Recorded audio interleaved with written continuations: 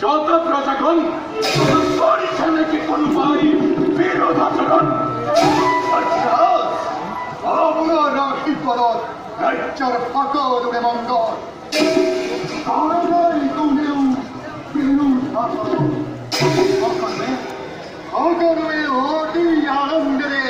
জয় গুরু করেছে আপনার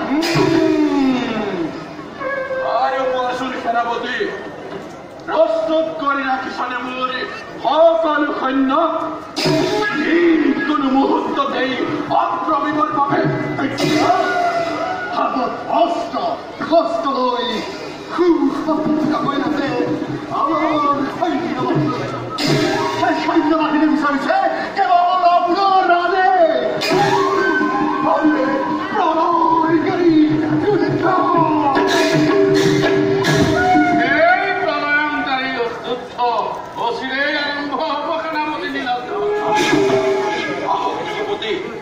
আমার প্রণাম গ্রহণ কলিঙ্গপতির জয় হোক বিশেষ কৌশল যুগপতি আমার ভূমিকা আগমনের কারণ কলিঙ্গপতি মনে মনত কোন রাজ্যত অপমানিত হওয়ার কথা যুগপতি কিয় পরে দিছে মোক অতীতৰ কথা ৰাজ্যৰ আক্ৰমণৰ প্ৰচলিত হইয়াছে এই সময় সমাগত কলিঙ্গপতি তুষ্ট কৰি দেৱ সমাজত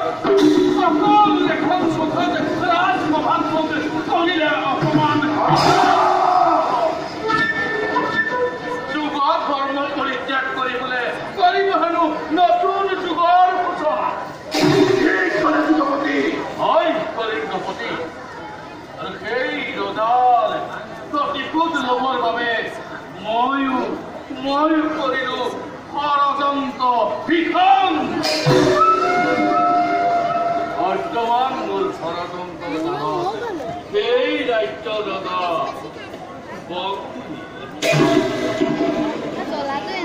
কলিঙ্গপতি এই সুযোগতে আমাৰ ষড়যন্ত্ৰ আৰু আপোনালোকৰ বিপুল সৈন্য বাহিনীৰ প্ৰচণ্ড আক্ৰমণ কুশল ৰাজ্য ৰজাৰ ওপৰত প্ৰতিশোধ লৈ কুশল ৰাজ্য আপুনি হস্তগত কৰিব পাৰিব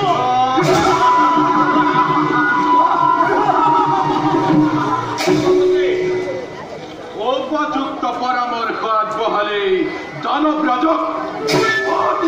আক্রমণ করে গোখল রাজ্য প্রচলিত প্রতিশোধর সাবানল নয় নির্বন্ধ করে উত্তম কলিঙ্গপতি উত্তম আপনার সিদ্ধান্ত কলিঙ্গপতি মই এতিয়া বিদায় সময়ত আপনার লভিম সাক্ষাৎ যুগপতি আপনার পরামর্শই মোক উপকৃত করিলে